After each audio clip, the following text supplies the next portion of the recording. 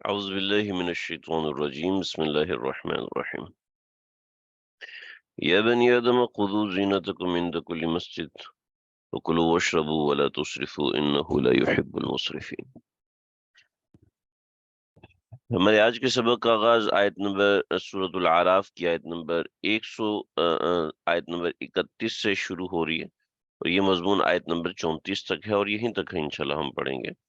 اہم مضمون ہے اور بڑا ہی زبردست مضمون ہے اگر سمجھنے کی کوشش کی جائے تو۔ دیکھیں پیچھے سے جو بات چل رہی ہے وہ یہ بات چل رہی ہے، یہ مضمون نمبر 4 ہے اور آیت نمبر 31 اور آیت نمبر 31 سے لے کے آیت نمبر 34 تک ہے، ٹھیک ہے جی۔ پیچھے جو مضمون چل رہا تھا وہ یہ چل رہا تھا کہ کفار مکہ جو ہے وہ کعبۃ اللہ میں برہنہ طواف کیا کرتے تھے، اس کا نقص ہوا اور اس کے اندر لباس کے حوالے سے بہت سی چیزیں اللہ رب العزت نے ذکر فرمائی۔ اصل موضوع تنبیہ برائے بنی آدم تھا، ٹھیک ہے، اصل موضوع تنبیہ برائے بنی آدم تھا، اس میں لباس کے حوالے سے تھا۔ میں نے ذکر کیا تھا کہ اگلا مضمون جو ہے وہ اسی کے متعلق ہے، لیکن اس میں بات تھوڑی سی تبدیل ہے۔ اچھا وہ موضوع اسی سے متعلق ہے، لیکن اس میں بات تھوڑی سی اللہ رب العزت نے تبدیل فرمائی۔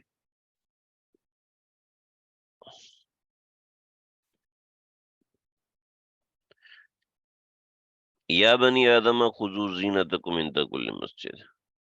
دیکھیں جی، میں نے جیسے کہ ذکر کیا تھا کہ اللہ تعالیٰ نے اس کے اندر تنبیہ فرمائی ہے کفار کو، اور تنبیہ کے اندر بہت سی چیزیں شامل ہو جاتی ہیں۔ یہ 4 آیات پڑھ کر آپ کو انشاءاللہ بات بخوبی سمجھ میں آ جائے گی کہ اس میں کس نوعیت کی تنبیہ ہے اور کتنی اہم قسم کی تنبیہ ہے۔ اللہ اکبر۔ پہلے تو ہم آیات کا بنیادی مصداق سمجھ لیں کہ آیات کا بنیادی مصداق کیا ہے۔ یا بنی آدم خذوا زینتکم عند کل مسجد۔ دیکھیں عند کل مسجد، عند کل مسجد کا کیا مطلب ہے؟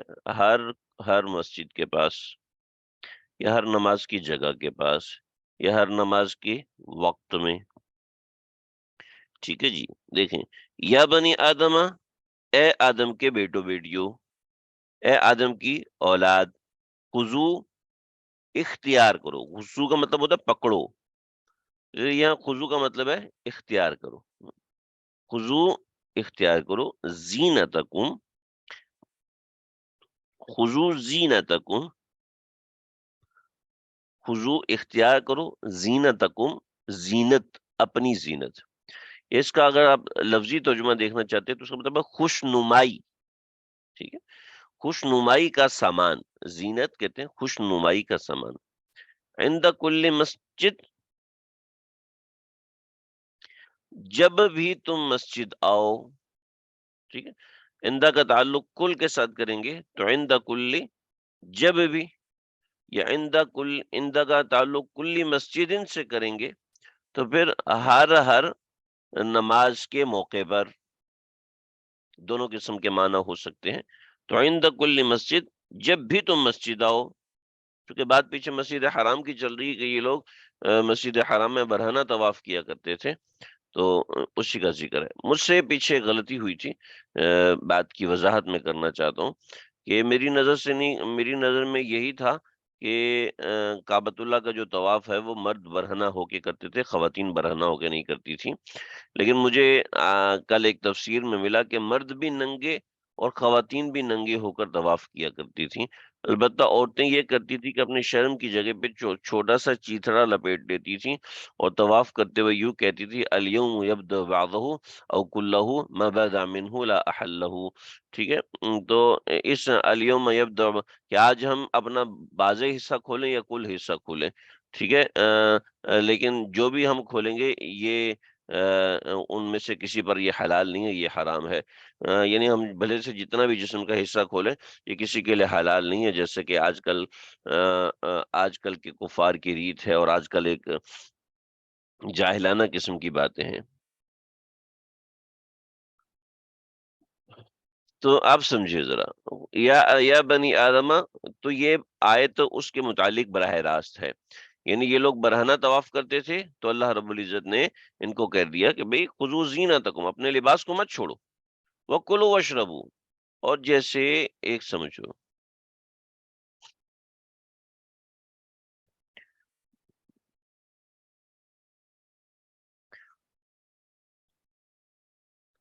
وکلوا واشربوا، وکلوا واشربوا کے اندر جیسے انہوں نے اپنے اوپر چند چیزیں حرام کر لی تھیں، اور وہ چند چیزیں کیا تھیں؟ وہ چند چیزیں یہ تھیں کہ انہوں نے اپنے اوپر لباس حرام کر لیا،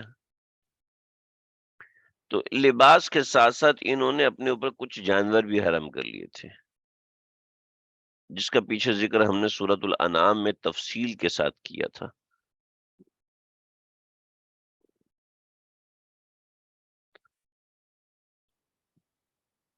سورۃ الانعام میں کچھ جانوروں کا ذکر ہمارے پاس آیا تھا۔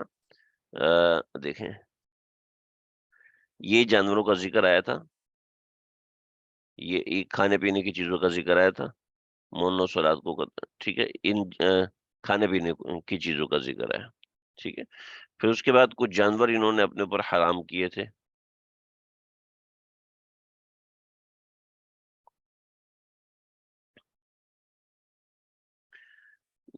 دودھ نکالنا حرام سمجھتے تھے، جانور کا بچہ ذبح کر دیتے، مردوں پر حلال ہے، عورتوں پر حرام ہے، ٹھیک ہے۔ اچھا، اس کے علاوہ اور بھی چیزیں تھیں، میں یاد دہانی کرا رہا ہوں تاکہ ہمارے ذہن میں بیٹھیں۔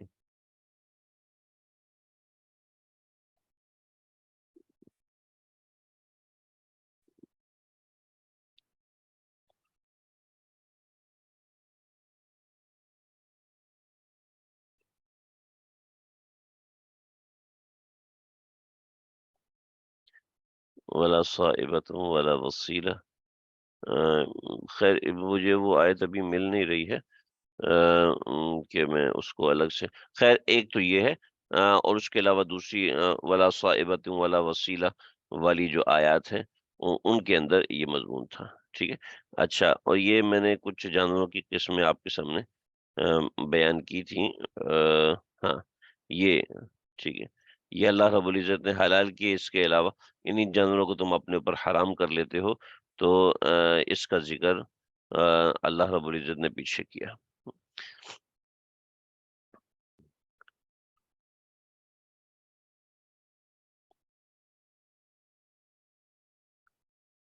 یہ انعام و حسن حجر لا يطعمها الا من نشاء بزعمه وانعام حرمت ظهورها، یہ میں نے ذکر کر دیا، ہاں یہی بات ہے، ساری۔ تو اب سمجھیں، انہوں نے اپنے اوپر اس نوعیت کی کچھ چیزیں بھی حرام کر دی تھی، ٹھیک ہے جی۔ تو اللہ رب العزت نے، یہ میں نے پچھلی آیات آپ بازار کو کھول کے دکھائی ہیں، تو اللہ رب العزت نے یہاں پر اس کا ذکر وَكُلُوا وَاشْرَبُوا، اور کھاؤ پیو، لیکن ولا تسرفوا، نہ پہننے میں اسراف کرو، نہ کھانے پینے میں اسراف کرو، انہ لا يحب المسرفین، کہ بے شک وہ محبت نہیں کرتا، وہ پسند نہیں کرتا اسراف کرنے والوں کو۔ ابھی ہم اس آیت کو تھوڑا سا سمجھ لیں، آیت کے سینیریو سے کچھ اور باتیں میں نے ان آیات میں کرنی ہے۔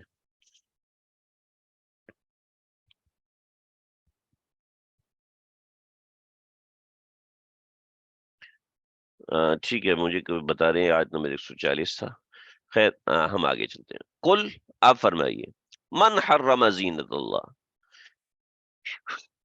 آپ کہیے کہ من حرم، آخر کون ہے جس نے حرام کیا ہے؟ من حرم، قل آپ کہیے، من حرم، بھی کون ہے وہ، حرم جس نے حرام کیا ہے، زینت اللہ، اس چیز کو جس کو اللہ نے زینت بنایا ہے، کس نے حرام کیا ہے؟ اس سامان کو، اس چیز کو من حرم زینت اللہ، جو کہ اللہ تعالیٰ نے اپنے بندوں کے لیے زینت بنائی ہے، ٹھیک ہے، اخرجا، جو کہ التی، وہ چیز، اخرج لعبادی، جو اللہ نے اپنے بندوں کے لیے نکالی ہے، والطیبات، اس سے مراد لباس ہے، ٹھیک ہے جی، اور والطیبات، اور پاکیزہ چیزیں، من الرزق، رزق میں سے، ٹھیک ہے جی۔ قل، آپ کہیے کہ من حرما، کون ہے وہ جس نے زینت کے اس سامان کو حرام قرار دیا ہے، زینت کے اس سامان کو حرام قرار دیا ہے، التی، جو سامان، اخرج لعبادہ، جو اس نے اپنے بندوں کے لیے نکالا ہے، وہ طیبات، اور وہ سامان، الطیبات، جو کہ پاکیزہ ہے، من الرزق، ٹھیک ہے جی۔ میں اس کا ایک دفعہ قریب لا کے ترجمہ صحیح سے کر دوں۔ قل، آپ کہیے، من، کس نے، حرم، حرام کیا ہے، زینت اللہ، زینہ، زینت کی چیز، التی، جو کہ اخرج اللہ، اللہ نے نکالی ہے، لعبادہ، اپنے بندوں کے لیے، والطیبات، اور وہ پاکیزہ سامان، من الرزق، رزق میں سے، یہ کس نے حرام کیا؟ قل، چنانچہ آپ کہیے،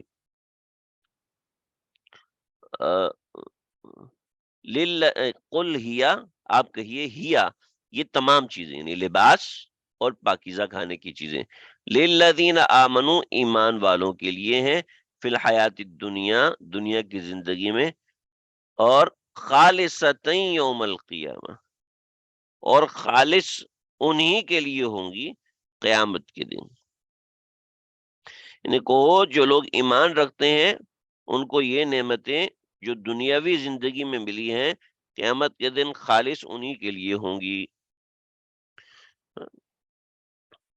قل، آپ فرمائیے، ہیا، یہ ساری نعمتیں، للذین آمنوا فی الحیات الدنیا، ایمان والوں کے لیے ہیں دنیا کی زندگی میں، خالصتً یوم القیامہ، قیامت کے دن انہی کے لیے ہوں گے، یعنی دنیا میں تو کفار کے لیے بھی ضمنی طور پر آ جاتی ہیں، بعض فقہا نے لکھا ہے، جساس نے بھی لکھا ہے کہ یہ ساری نعمتیں اصلاً تو ایمان والوں کے لیے ہیں، کفار کو تھوڑی بہت اللہ رب العزت دے دیتے ہیں ایمان والوں کی برکت سے، لیکن اصل بات یہ نہیں ہے، اصل بات یہ ہے کہ اللہ نے ان نعمتوں کو معلق کیا ہوا ہے، ان نعمتوں کو معلق کیا ہوا ہے، جوڑا ہوا ہے انسان کی محنت کے ساتھ، انسان کے اعمال کے ساتھ، انسان کی کوششوں کے ساتھ، چنانچہ ایک اصول بنا دیا، من جد وجد، جو کوشش کرے گا پا جائے گا، ٹھیک ہے، جو کوشش کرے گا وہ پا جائے گا، جو کوشش نہیں کرے گا وہ نہیں پائے گا، جو کوشش نہیں کر سکتا وہ پا بھی نہیں سکتا، ٹھیک ہے جی۔ تو قل، آپ کہیے، ہی للذین آمنوا فی الحیات الدنیا، یہ ایمان والوں کے لیے، یعنی اصلاً تو اللہ نے اہل ایمان کے لیے بنائی ہے، لیکن اس کا اصول رکھا ہے کہ جو محنت کرے گا پائے گا، چنانچہ جو اسلام کے طریقے سے محنت کرے گا اس کے لیے حلال ہوں گی، جو اسلام کے طریقے سے محنت نہیں کرے گا اس کے لیے حرام ہوں گی، تو اس کے لیے تو پھر اللہ نے نہ بنائی ہوئی ہوں، ٹھیک ہے، پھر اس کے اندر بہت سے احکامات نکلتے ہیں، او ہو، ایسے زبردست احکامات نکلتے ہیں آپ حیران رہ جائیں گے۔ میں ذکر کرتا ہوں تھوڑی سی بات، کذالک نفصل الآیات لقوم یعلمون، ہم اسی طریقے سے اپنی آیات کو کھول کر بیان کرتے ہیں، لقوم، اس قوم کے لیے، یعلمون، جو کہ علم سے کام لے، لقوم، اس قوم کے لیے، یعلمون، جو علم سے کام لے۔ آگے چلیں جی، قل، قل انما حرم، آپ کہہ دیجئے، آپ کہہ دیجئے کچھ چیزیں اللہ رب العزت نے حرام جو کی ہیں، قل، آپ کہیے، انما حرم، آپ کہہ دیجئے میرے پروردگار نے حرام قرار دیا ہے، حرم ربی، میرے پروردگار نے حرام قرار دیا، الفواحش، بے حیائی کے کاموں کو، ما ظہر منہا، جو کہ ظاہری بے حیائی کے کام ہوں، وما بطن، اور جو پوشیدہ بے حیائی کے کام ہوں، یہ جو کھلی ہوئی بے حیائی ہو اس کو بھی اللہ نے حرام قرار دیا، اور جو چھپی ہوئی بے حیائی ہے اس کو بھی اللہ نے حرام کر دیا۔ کھلی بے حیائی بے پردگی، چھپی ہوئی بے حیائی زنا کاری، چھپی ہوئی بے حیائی دل کا گناہ، چھپی ہوئی بے حیائی آنکھوں کا بد نظری کرنا، والاسم اور گناہ کو، والبغی اور زیادتی کرنے کو، بغیر الحق بغیر کسی حق کے، بغیر حق کے زیادتی کرنے کو منع کی۔ حق کر کے زیادتی کرنا اجازت ہے؟ دیکھیں، بات یہ ہے کہ حق کر کے زیادتی کرنے کی اجازت ہے، لیکن وہ شکل زیادتی کی ہوتی ہے، حقیقت میں وہ زیادتی نہیں ہوتی۔ جیسا کہ کسی کو سر عام جلاد کے ذریعے سے قتل کیے جا رہے ہیں، اس کا ہاتھ کاٹا جا رہا ہے، تو اس کے اوپر سختی کی جا رہی ہے۔ بغ کا معنی اس وقت سختی کے کیا جاتا ہے، یعنی اس کے اوپر سختی کی جا رہی ہے کسی نظام کو نافذ کرنے کے لیے، کسی نظام کو مضبوط بنانے کے لیے، تاکہ کوئی چور کھلے منہ نہ گھوم سکے۔ لا تشرکوا باللہ، اللہ کے ساتھ شرک نہ کرو، اور کیسا شرک؟ ما لم ینزل به سلطانہ، جس کے لیے اس نے کوئی دلیل نازل نہیں کی۔ وان تقولوا، اور اس بات کا بھی حرام کیا ہے، قل انما حرم ربی ان تقولوا، کہ تم کہو علی اللہ، اللہ تعالیٰ کے لیے، ما لا تعلمون، جس کو تم جس کی حقیقت کو تم نہیں جانتے۔ تقول اللہ ما لا تعلمون، تم جس کی تم حقیقت کو نہیں جانتے۔ وَلِكُلِّ أُمَّةٍ أَجَلٌ، اور چونکہ اس میں مقصود کفار کو تنبیہ کرنا ہے، چنانچہ اب ساری بات کرنے کے بعد اللہ رب العزت تنبیہ فرما رہے ہیں، وَلِكُلِّ أُمَّةٍ أَجَلٌ، ہر امت کے لیے ایک اجل، ایک میعاد مقرر ہے۔ فَإِذَا جَاءَ أَجَلُهُمْ، جب ان کی میعاد آ جائے گی، تب لا يستأخرون ساعة ولا يستقدمون، جب ان کی میعاد آ جائے گی تو وہ گھڑی بھر بھی اس سے آگے پیچھے نہیں ہو سکتے۔ لا يستأخرون ساعة، گھڑی بھر بھی آگے، ولا يستقدمون، گھڑی بھر بھی پیچھے نہیں ہو سکتے۔ یہ ان آیات کا میں نے مضمون آپ حضرات کے سامنے ذکر کر دیا ہے۔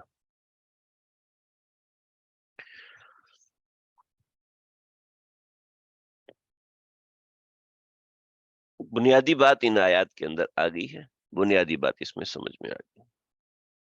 کچھ باتیں میں ضمنی طور پہ ذکر کرنا چاہتا ہوں، عام طور پہ ایسا نہیں کرتا، آیت کے ساتھ ساتھ ذکر کر دیتا ہوں، لیکن یہ اہم موضوع ہے، جی چاہتا ہے کہ اس کو وضاحت کے ساتھ بیان۔ یا بنی آدم خذوا زینتکم عند کل مسجد، بھئی اللہ رب العزت نے زینت اختیار کرنے کا حکم دیا ہے۔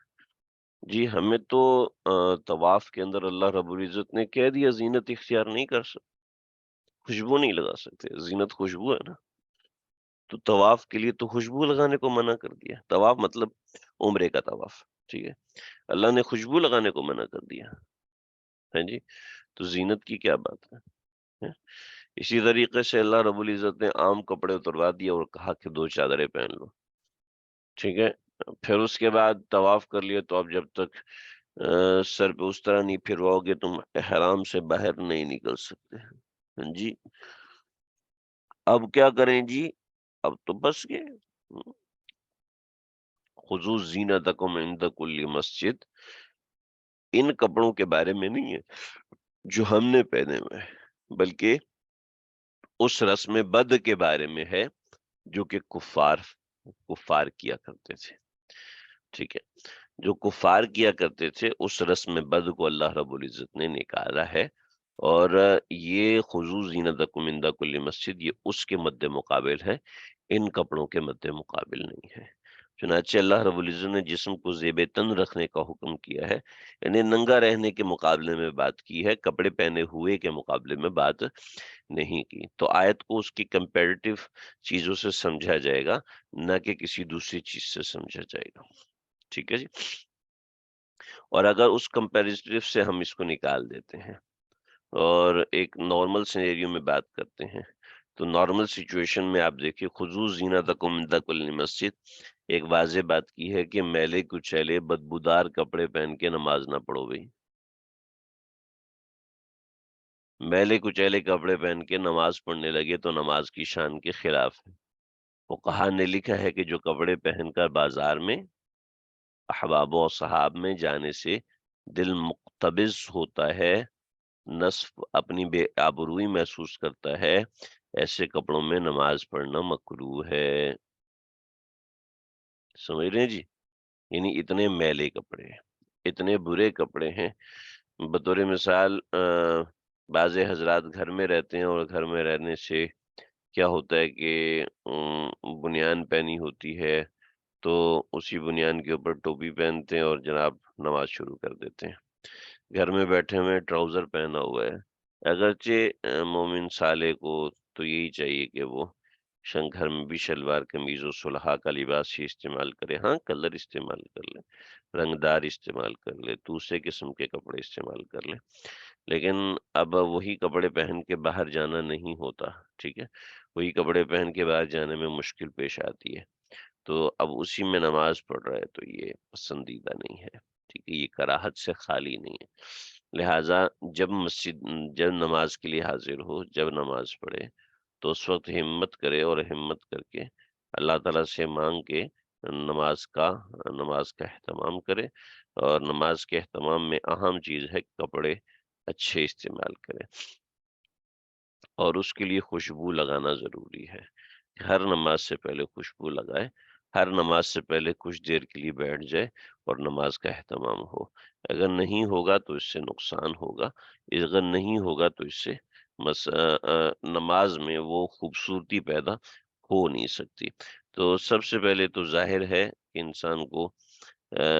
سب سے پہلے تو ظاہر ہے کہ انسان کو اپنا ظاہر بنانا ہے۔ جب انسان ظاہر بناتا ہے تو اس کے بعد پھر چیزیں آگے بھی بننے لگتی ہیں۔ تو ایک بڑی اہم اور بنیادی بات ہے، ایک بڑی اہم اور بہت ہی بنیادی بات ہے۔ تو یا بنی آدم خذوا زینتکم عند کل مسجد وکلوا واشربوا ولا تسرفوا انہ لا يحب المسرفین۔ تو اس میں ایک تو یہ بات ہے، دوسری بات یہ ہے کہ اللہ رب العزت نے اس میں ایک حد لگا دی کہ اس حد سے آگے آپ نہیں جائیں گے، ٹھیک ہے، کہ ولا تسرفوا، اسراف نہ کرو۔ اچھا، وکلوا واشربوا، اور کھاؤ پیو، ٹھیک ہے، کھانے پینے میں اپنی طرف سے حرام چیزیں اپنی طرف سے کھانے پینے میں اپنی طرف سے کوئی بھی حرام چیز شامل نہ کرو، ٹھیک ہے، اور کسی بھی چیز کو اپنی طرف سے حرام نہ بناؤ۔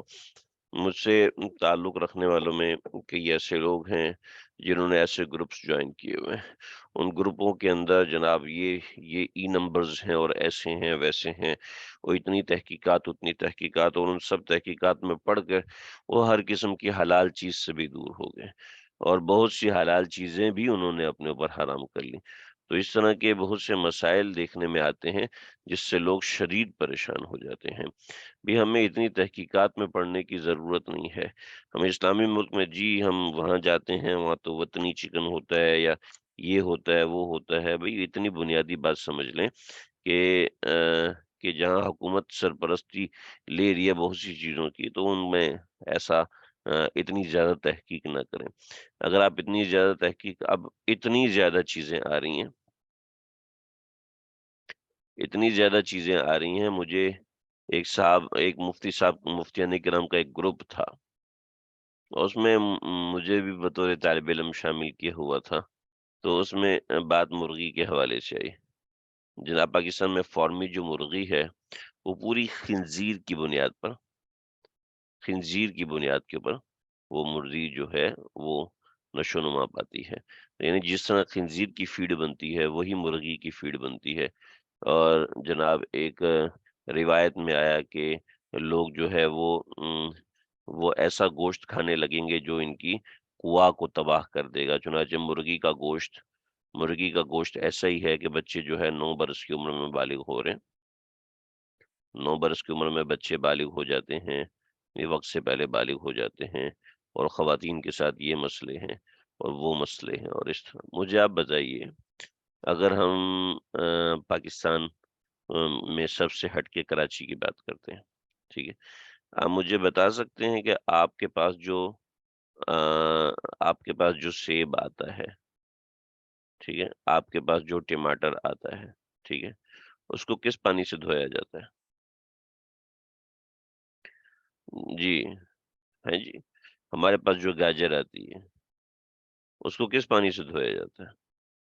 ویسے ہی تو زمین سے نکالی اور ہمارے پاس نہیں آتی نا، تیزاب کے پانی سے دھوتے ہیں، اور ایسا اور ویسا۔ ہم دبئی میں تو رہتے نہیں ہے نا، کہ امریکہ میں تو رہتی نہیں کہ وہاں پر فوڈس کے سٹینڈرڈ بنے ہوئے اور سارے سٹینڈرڈز کو اپلائی کیا جاتا ہے۔ بھئی نہیں ہوتے سٹینڈرڈز، لوگ فالو نہیں کرتے۔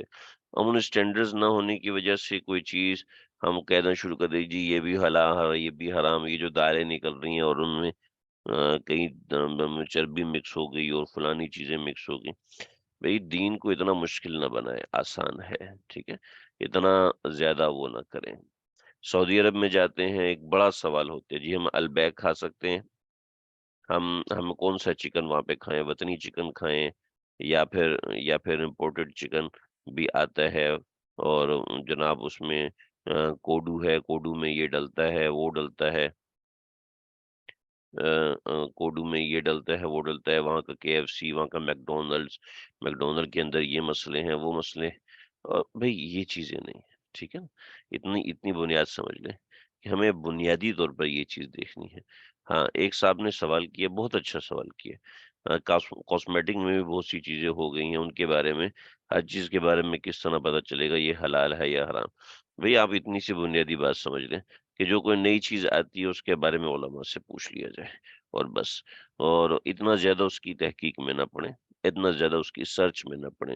بہت سے جیسے میں نے ایک عالم دین کا بیان سنا، انہوں نے کہا کہ نوڈل کے اندر جیلیٹن ہوتی ہے اور جیلیٹن حرام ہے۔ نوڈل کے اندر جیلیٹن ہوتی ہے اور جیلیٹن حرام۔ بھی کون سے جیلیٹن حرام ہے؟ کون سی جیلیٹن حرام ہے؟ ہم اس کو دیکھے بھی تو صحیح نا۔ اب ہر جیلیٹن تو حرام نہیں ہے نا۔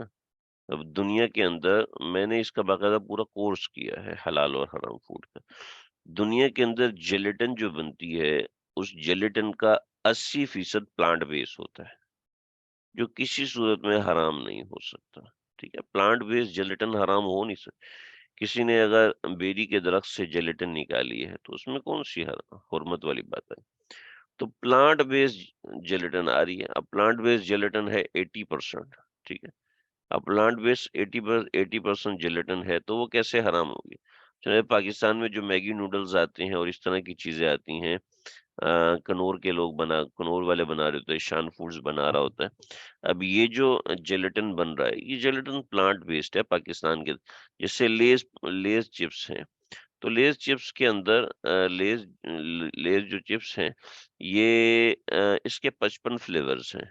جب میں نے اس کو پڑھا تھا تو اس وقت اس کے 55 تھے، بھی پتہ نہیں کتنے، اس میں صرف 5 پاکستان میں آتے ہیں، ٹھیک ہے؟ کہ وہ جو ہیں وہ پلانٹ بیسڈ ہیں، کہ اس میں پلانٹ فلیور ہے، اس میں چکن ٹکا فلیور نہیں ہے، اس کے اندر بیف فلیور نہیں ہے، بہاری بوٹی فلیور نہیں ہے، پھر اسی طریقے سے اور 55 قسم کی چیز۔ تو اب ہمارے ملک کے اندر حلال فوڈ اتھارٹی نے ان کو حلال کیے، ان کو اجازت دی ہے جی، انہوں نے تو رشوت دی ہوگی، وہ بھائی یہ ان الزامات کی تو کوئی حد نہیں ہے نا۔ ان الزامات کو کہاں سے کہاں تک لے جائیں گے اور کتنی کتنی تصدیقات کریں گے، اور کون سے واٹس ایپ میسج کے اوپر آپ بھروسہ کریں گے؟ یہ کھانے سے پہلے دیکھ لو جی کیا ہرا کھا رہے ہو، حرام کھا رہے ہو، حلال کھا رہے ہو، آپ کے بچوں کا استغفر اللہ بھی ایسا نہیں ہونا چاہیے۔ بس اتنا سا سمجھ لیں کہ بنیادی طور پہ ہمارے پاس جتنی چیزیں آ رہی ہیں نارملی، جیسے جیلیٹن کا میں نے ذکر کیا اور میں اس کا ذکر کر رہا تھا 80%، 80% جو ہے وہ ہوتا ہے، اور مذبح خانوں میں ہم نے ایسے ایسے تماشے دیکھے ہیں، اللہ تعالیٰ حفاظت فرمائے۔ خیر میں اس کی تفصیلات میں نہیں جاؤں۔ کلوا واشربوا ولا تسرفوا، کھاؤ پیو، لیکن ولا تسرفوا، لیکن اس میں اسراف نہ کرو۔ گھر میں خاص طور پہ جب دعوت ہوتی ہے تو دعوتوں کے اندر لوگ پلیٹ صاف نہیں کرتے، ترغیب دینی چاہیے بھی، پلیٹ اپنی اپنی صاف کیجیے۔ اپنے بچوں کو ترغیب دیں، آپ کے مہمانوں کو خود ہی ترغیب ہو جائے گی۔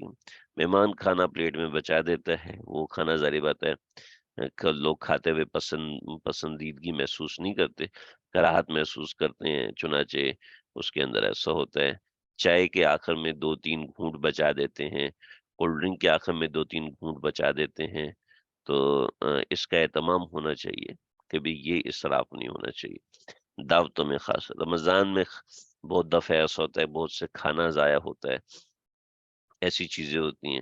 عورت کے پاس کپڑے اچھے موجود ہیں لیکن ویسے ہی لے کے رکھنے کے لیے سیل لگی ہوئی ہے، جی چاہ رہا ہے، ٹھیک ہے، ولا تصرفو، کپڑے سارے سال کے موجود ہیں، اب سیل لگی ہوئی ہے، اب پرانے کپڑے ہم دوسروں کو دے دیں گے، آپ پہلے پرانے کپڑے دوسروں کو دیں، ضرورت پیدا کریں، اس کے بعد اسراف کریں۔ پوری الماری بھری ہوئی ہے اور نئے کپڑے خریدنے کا جنون سوار ہے، خاص طور پہ خواتین میں یہ مسئلہ بہت زیادہ ہوتا ہے۔ ہماری خواتین کو دیکھ کے بچیوں میں یہ مسئلہ بڑھنا شروع ہو گیا ہے کہ بھئی یہ نہیں ہونا چاہیے، ولا تصرفو، اسراف نہ ہو۔ جتنے آپ نے، جی میرے پاس فون ہے بہت اچھا ہے، اب جناب آئی فون 13 پرو میکس لیا ہوا ہے، آپ آئی فون 14 پرو میکس لینا جی، وہ آیا اور نیا ورژن ہے۔ اب پرانے فون میں کوئی پرابلم نہیں ہے لیکن نیا فون لینا ہے جی۔ تو اس طرح کی چیزیں ہیں، 5-5 6-6 گھڑیاں رکھی ہوئی ہیں، 2 استعمال ہو جائیں گی، چلو 3 استعمال ہو جائیں گے، چلو 4 استعمال ہو جائیں گے جی۔ ہر سوٹ کے ساتھ الگ رنگ کی گھڑی رکھی ہوئی ہے، ہر سوٹ کے ساتھ الگ قسم کا جوتا رکھا ہوا ہے، یہ تو اسراف ہے نا، صاف نظر۔ دوسری بات یہ ہے کہ اسراف کی کوئی ایک واضح تعریف نہیں ہو سکتی، اسراف ہر شخص کے حوالے سے الگ ہوتا ہے، لہٰذا ہر بندے کو اپنے حساب سے، اپنے معاملات کے حساب سے فیصلہ کرنا چاہیے کہ وہ مسرف ہو رہا ہے یا نہیں ہو رہا۔ قل آپ فرمائیے، من حرم زینت اللہ التی اخرج لعبادی، اوئے ہوئے ہوئے ہوئے، بڑی اہم، قل انما حرم ربی الفواحش ما ظہر منها وما بطن، ان سب آیات کے اندر اللہ رب العزت نے بڑی ضروری بات بتائی ہے کہ کسی چیز کو حرام اور حلال کرنے کا اختیار صرف اور صرف اللہ رب العزت کے ہاتھ میں، اللہ کے علاوہ کسی اور کے ہاتھ میں حرام اور حلال کرنے کا اختیار نہیں ہے، ٹھیک ہے؟ لہٰذا لوگ اپنی طرف سے حرام اور حلال اس طرح کی چیزیں بنانا شروع کر دیتے ہیں، اور یہ بہت ہی خطرناک چیز ہے۔ میں نے گزشتہ دنوں ایک سٹیٹس لگایا تھا، اور وہ سٹیٹس پھر میں تھوڑی دیر میں ہی ہٹا دیا کہ کچھ ساتھیوں کو کنفیوژن ہو رہی تھی۔ مفتی محمود اشرف عثمانی صاحب رحمۃ اللہ تعالی علیہ ہوئے، حضرت نے ایک دن فرمایا اپنی درسگاہ میں، آج کل نیک لوگوں کا دین آپ علیہ السلام کے دین سے زیادہ نیک ہو گیا ہے۔ میں یہاں لکھتا ہوں، میں اس بات کو اپنی آنکھوں سے دیکھ چکا ہوں نا۔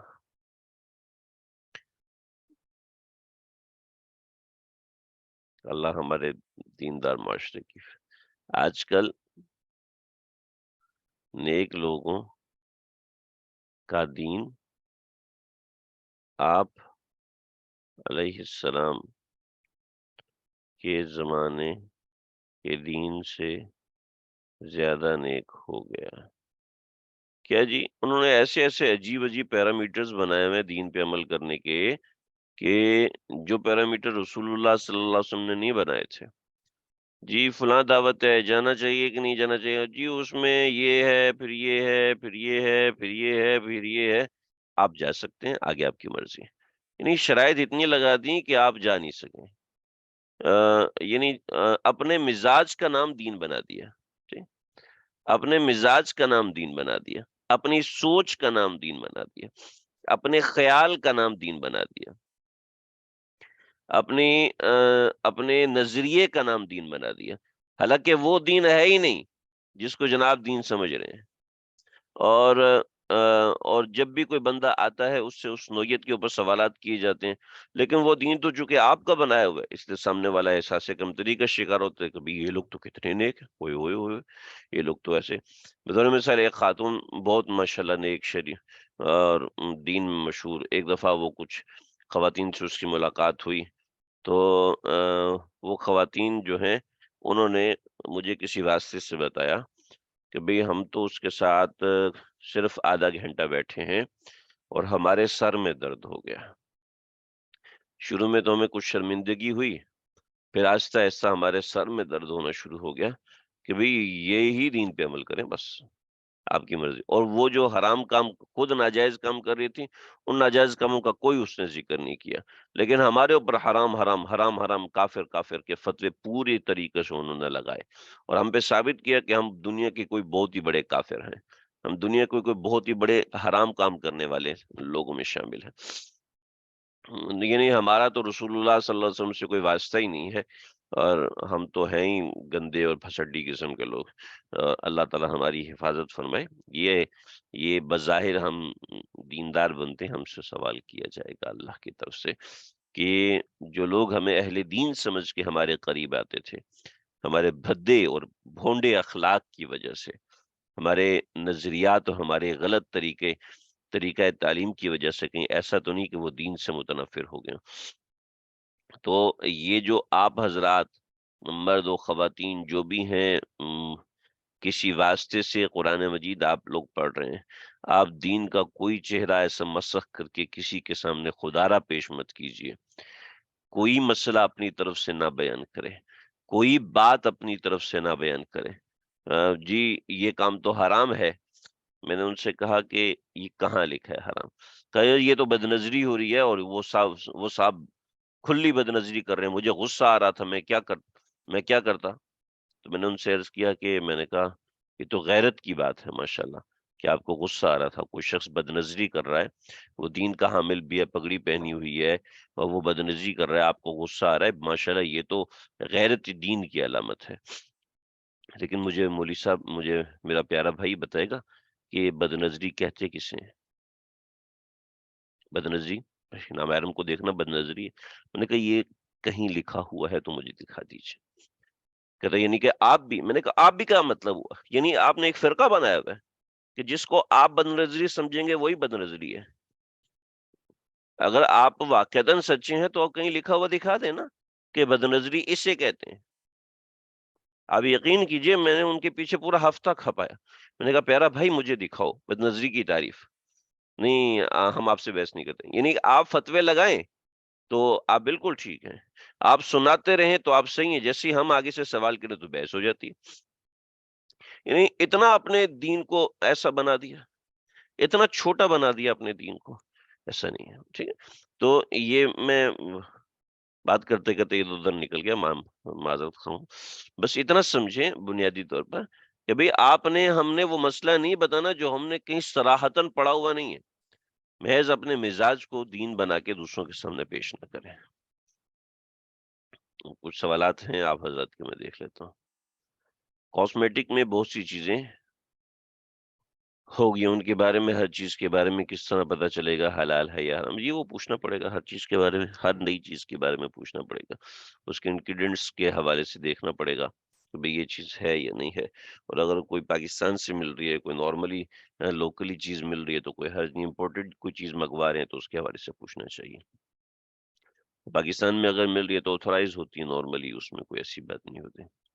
قاعدہ کیا ایسی کاسمیٹک جو جلد کے اوپر رہتی ہیں جذب نہیں ہوتی، جیسے لپسٹک ہے، وہ ہم آپ سے نہ پوچھیں، اور جو کاسمیٹک جلد میں جذب ہو جاتی ہیں جیسے فاؤنڈیشن تا پتہ نہیں یہ کیا لکھا ہوا ہے لفظ، تو فاؤنڈیشن یا اچھا کنسیلر وغیرہ، ان کی کمپنی پر آپ سے پوچھنا چاہیے۔ دیکھیں جو پاکستانی لوکل بیسڈ کمپنیز ہیں، عام طور پر پاکستانی لوکل بیسڈ کمپنیز ہیں، وہ عام طور پر ان کی چیزیں حرام نہیں ہوتی ہیں، ٹھیک ہے، اور وہ آتھورائز ہوتی ہیں۔ لیکن اگر کوئی ایسا ای نمبر اس میں شامل ہے جو واقعتاً اس میں خنزیر کی چربی سے بنا ہوا ہے، ٹھیک ہے، تو اس کے بارے میں عام طور پہ پاکستان الاؤڈ کرتا نہیں ہے، ٹھیک ہے۔ جب پاکستان عام طور پہ الاؤڈ نہیں کرتے تو پاکستان میں کس طریقے سے؟ جی جعلی طریقے سے۔